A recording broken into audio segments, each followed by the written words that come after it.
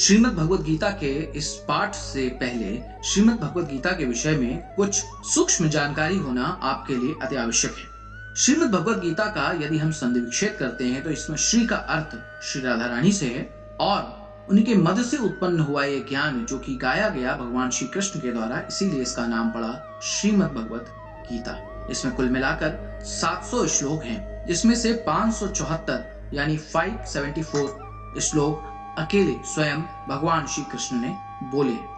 84 यानी 84 श्लोक अर्जुन ने बोले हैं। 41 यानी 41 श्लोक इसमें संजय ने बोले हैं और धृतराष्ट्र ने सिर्फ एक श्लोक बोला है, जो कि श्रीमद् भगवद गीता का प्रथम श्लोक है। वह श्लोक इस प्रकार है। अथ प्रथमोऽध्याय धृतराष्ट्र उवाच धर्म क्षेत्रे कुरुक्षेत्रे समवेतायुयुत्सवः मामकः पांडवाश्चैव किम कुर्वत संजय। गीता प्रेस गोरखपुर की पुस्तक में इसका जो अर्थ दिया गया है, धृतराष्ट्र बोले, हे संजय, धर्म भूमि कुरुक्षेत्र में एकत्रित युद्ध की इच्छा वाले मेरे और पांडु के पुत्रों ने क्या किया। इसके पश्चात श्रीमद् भगवद गीता यथा स्वरूप, उसमें सर्वप्रथम इसके अर्थ को लिखा गया है।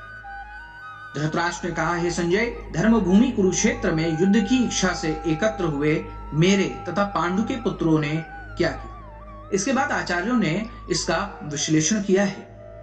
वे कहते हैं, भगवद गीता एक बहुपठित आस्तिक विज्ञान है जो गीता महात्म्य में सार रूप में दिया हुआ है। इसमें यह उल्लेख है कि मनुष्य को चाहिए कि वह श्री कृष्ण के भक्त की सहायता से समीक्षण करते हुए भगवद गीता का अध्ययन करे और स्वार्थ प्रेरित व्याख्याओं के बिना उसे समझने का प्रयास करे। अर्जुन ने जिस प्रकार से साक्षात भगवान श्री कृष्ण से गीता सुनी और उसका उपदेश ग्रहण किया, इस प्रकार की स्पष्ट अनुभूति का उदाहरण भगवद गीता में ही है। यदि उसी गुरु परंपरा से निजी स्वार्थ से प्रेरित हुए बिना किसी को भगवद गीता समझने का सौभाग्य प्राप्त हो तो वह समस्त वैदिक ज्ञान तथा विश्व के समस्त शास्त्रों के अध्ययन को पीछे छोड़ देता है। पाठक को भगवद गीता में न केवल अन्य शास्त्रों की सारी बातें मिलेंगी, अपितु ऐसी बातें भी मिलेंगी जो अनंत कहीं उपलब्ध नहीं है। यही गीता का विशिष्ट मानदंड है। स्वयं भगवान श्री कृष्ण द्वारा साक्षात उच्चरित होने के कारण यह पूर्ण आस्तिक विज्ञान है। महाभारत में वर्णित धृतराष्ट्र तथा संजय की वार्ताएं इस महान दर्शन के मूल सिद्धांत का कार्य करती हैं। माना जाता है कि इस दर्शन की प्रस्तुति कुरुक्षेत्र के युद्ध स्थल में हुई, जो वैदिक युग में पवित्र तीर्थ स्थल रहा है। इसका प्रवचन भगवान श्री कृष्ण द्वारा मानव के पथ प्रदर्शन हेतु तब किया गया जब वे इस लोक में स्वयं उपस्थित थे। धर्म क्षेत्र शब्द सार्थक है क्योंकि कुरुक्षेत्र के युद्ध स्थल में अर्जुन के पक्ष में श्री भगवान स्वयं उपस्थित थे। कौरवों का पिता धृतराष्ट्र अपने पुत्रों की विजय की संभावना के विषय में अत्यधिक संदिग्ध था। अतः इसी संदेह के कारण उसने अपने सचिव से पूछा। उन्होंने क्या किया? वह आश्वस्त था कि उसके पुत्र तथा उसके छोटे भाई पांडु के पुत्र कुरुक्षेत्र की युद्ध भूमि में निर्णायत्मक संग्राम के लिए एकत्र हुए हैं। फिर भी उसकी जिज्ञासा सार्थक है। वह नहीं चाहता था कि भाइयों में किसी भी प्रकार का कोई समझौता हो। अतः वह युद्ध भूमि में अपने पुत्रों की नियति के विषय में आश्वस्त होना चाह रहा था। चूंकि इस युद्ध को कुरुक्षेत्र में लड़ा जाना था, जिसका उल्लेख वेदों में स्वर्ग के निवासियों के लिए भी तीर्थस्थल के रूप में हुआ है, अतः धृतराष्ट्र अत्यंत भयभीत था कि इस पवित्र स्थल पर युद्ध के परिणाम पर न जाने कैसा प्रभाव पड़ेगा। उसे भली भांति ज्ञात था कि उसका प्रभाव अर्जुन तथा पांडु के अन्य पुत्रों पर अत्यंत अनुकूल पड़ेगा, क्योंकि स्वभाव से वे सभी पुण्यात्मा थे।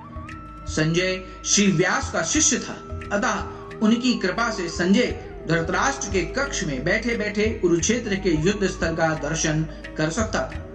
इसलिए धृतराष्ट्र ने उससे युद्ध स्थल की स्थिति के विषय में पूछा।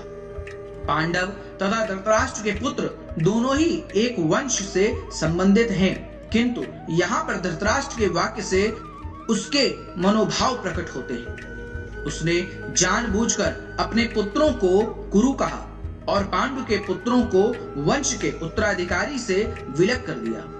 इस तरह पांडु के पुत्रों अर्थात अपने भतीजों के साथ धृतराष्ट्र की विशिष्ट मनः स्थिति समझी जा सकती है। जिस प्रकार धान के खेत से अवांछित पौधे को उखाड़ दिया जाता है, उसी प्रकार इस कथा के आरंभ से ही ऐसी आशा की जाती है कि जहां धर्म के पिता श्री कृष्ण उपस्थित हों, वहां कुरुक्षेत्र रूपी खेत में दुर्योधन आदि धृतराष्ट्र के पुत्र रूपी अवांछित पौधों को समूल नष्ट करके युधिष्ठिर आदि नितांत धार्मिक पुरुषों की स्थापना की जाएगी। यहाँ धर्म क्षेत्र तथा कुरुक्षेत्र शब्दों की उनकी ऐतिहासिक तथा वैदिक महत्ता के अतिरिक्त यही सार्थकता है। इस प्रकार से गीता यथा स्वरूप में इसे व्याख्या दी गई है। हरे कृष्ण कृष्ण कृष्ण हरे हरे, हरे राम राम राम